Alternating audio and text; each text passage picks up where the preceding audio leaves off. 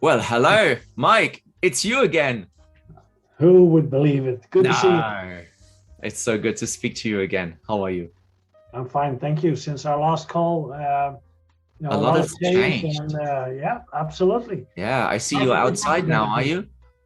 I'm now outside. I've got a nice picture in the background of some wind turbines in the mist. With, if you look at the right, there's a very little Dutch windmill which is being dwarfed by the rest of those wind turbines. And the windmill, the little windmill on my right, your left maybe, is Yeah. called Goliath.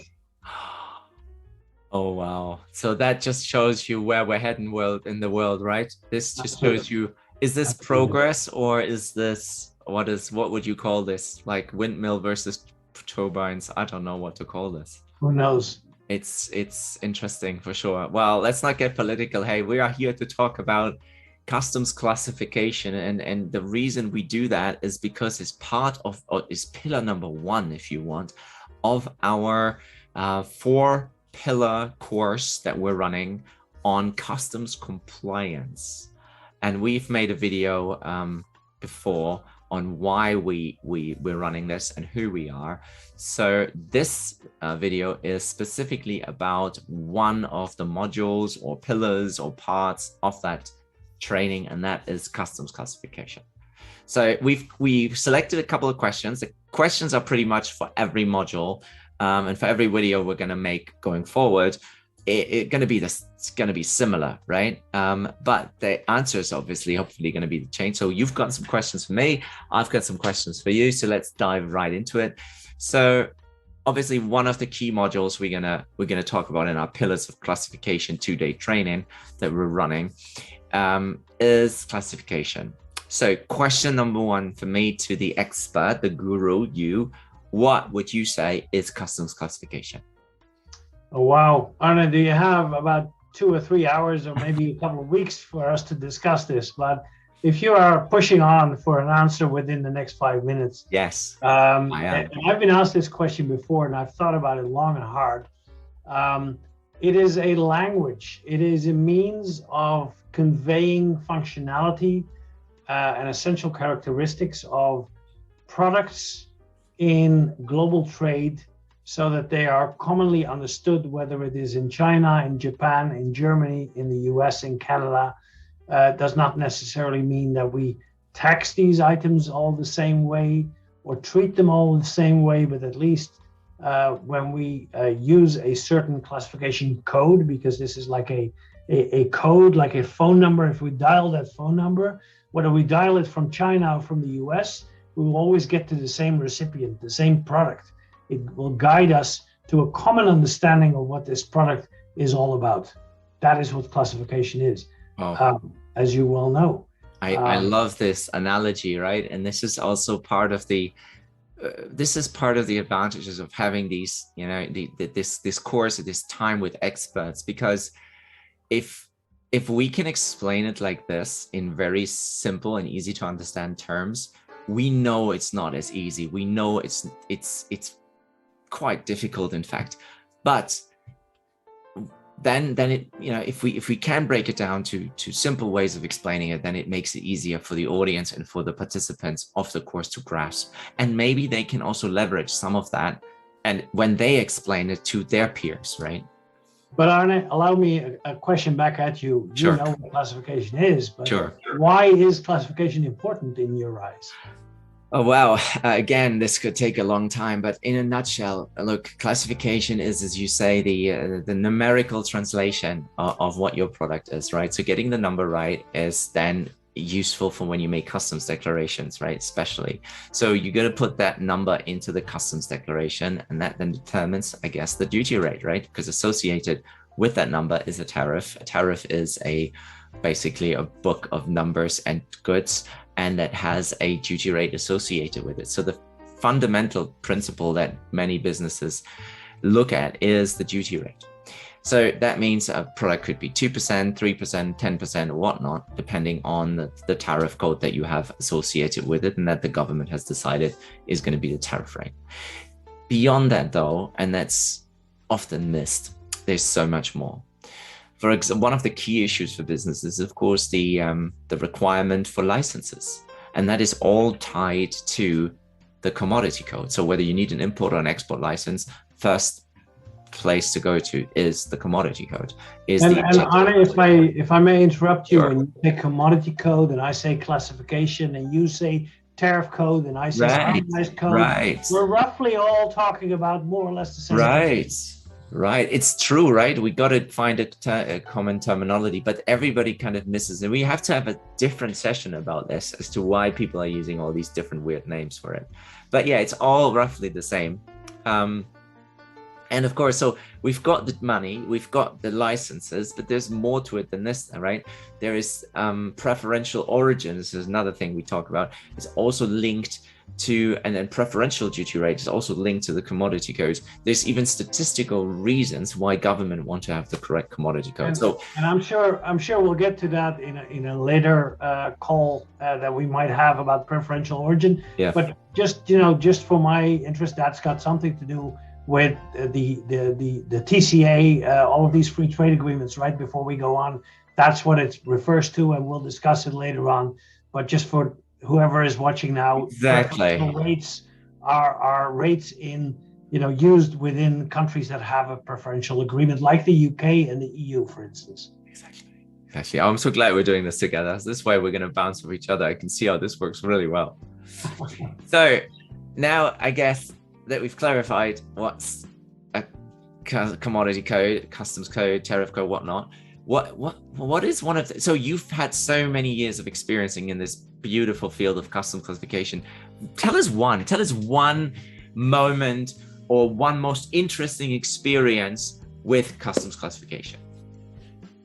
Oh, that is a very hard question, because I've actually had so many moments where I was a successful, glorious winner and right, and also these moments where I was proved disastrously, horrifically wrong by either customs authorities or importers.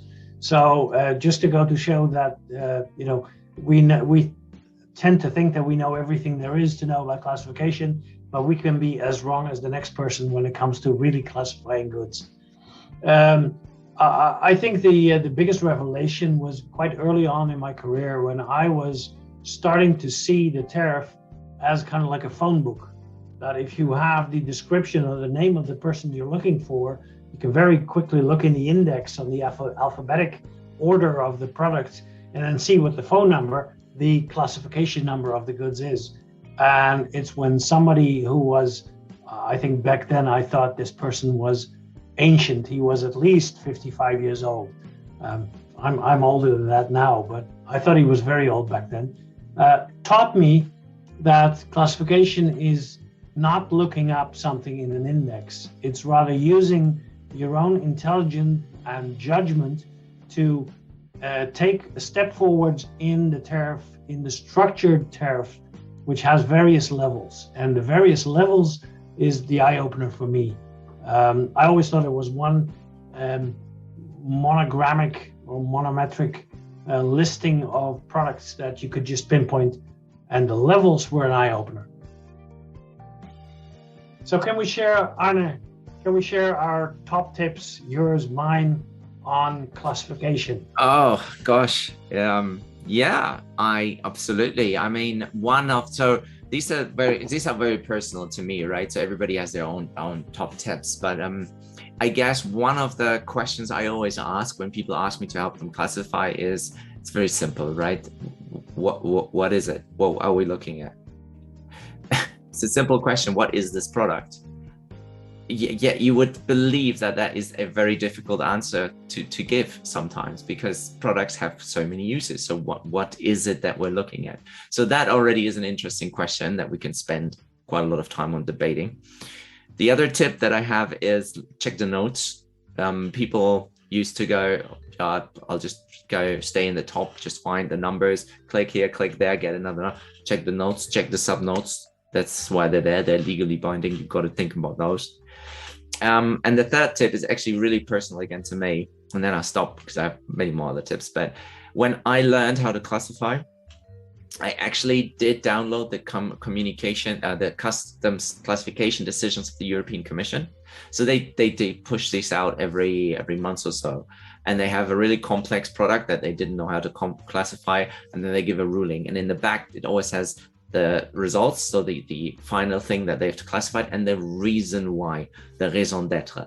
And that's really good because they explain also what is not right. So they say this is classified to this, and the following has been excluded due to, and then they give the legal argument. And that really helped me to understand how a authority justifies classification from a legal perspective.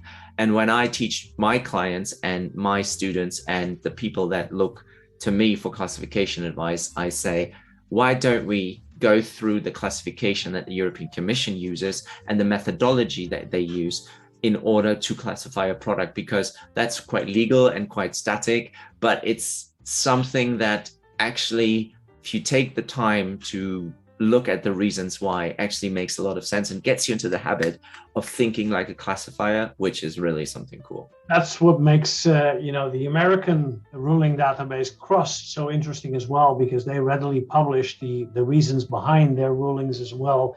So often, strangely enough, when people ask me why is something classified as it is, I often refer them not to the EU BTI database, the ruling database, but I say always have a look on the US side as well. There may be differences, but very often the US interpretation and the reasoning behind a classification ruling is very illuminating for us to understand and helps us gain a better understanding of the product in and by itself. Yeah. So I guess, I mean, we're already way into this, man, but obviously, we want to keep a little bit for our pillars of customs compliance, because we have 4 hours to talk about customs classifications there in detail. We've already started and given a good flavor of what we're going to talk about. But tell us a little bit more, Mike, from your experience, what is it that we're going to really cover in module 1 of the pillars of customs compliance?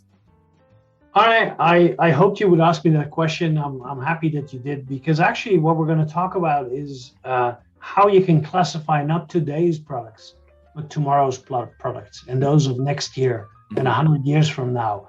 It's how the commodity coding system, the harmonized code, covers not just products in existence, but also hypothetical products that may have not been invented yet. In the past we have, and I suspect we will talk again about a certain kind of technology that does not exist except for science fiction, and we'll ask and help our participants to actually find a proper classification for that particular technology item in the future. I'm not going to disclose what that item is, because that's going to be part of the fun of being at that Pillars of Customs Compliance. But I think, to me, that is also, I would say, what motivates us to keep getting better at this is because technology of today does not stop. It keeps on developing at breakneck speed, while the official harmonized code only updates once every 5 years or so. And people keep asking me, but how is it possible that using yesterday's code, you can predict tomorrow's classification? And that is the essence of what we're trying to convey to people. I love it. That's exciting. Now I want to be at this course. Oh, I am. Oh. Welcome, Arne. Well, look, it's been a pleasure once again to speak to you today about customs classification. I know we have more of these great videos planned to talk about valuation, to talk about origin, about customs management. And if you haven't seen the video where we presented ourselves, then that is definitely worthwhile checking out. And as always, if you like these kind of videos, please subscribe, please like, please share as widely as you can, so that we get a lot of good going for the customs Pillars of Customs Compliance course, and B, we spread the message about the customs love that we feel, the classification love that we feel, as crazy as that sounds. We're a bit nerdy, I have to admit, and this may sound a bit nerdy, but hey, it's for a good purpose, and eventually being very nerdy sometimes makes people some money. It can cause companies to lose less taxes, to pay a better tariff rate, to get goods in and out of countries with an easier way, and to benefit from free trade agreements. So being a bit nerdy pays off in the end. That's the message. Thank you guys for watching, and we'll look forward to talking to you again very, very soon. Thank you, Mike. Bye. Bye.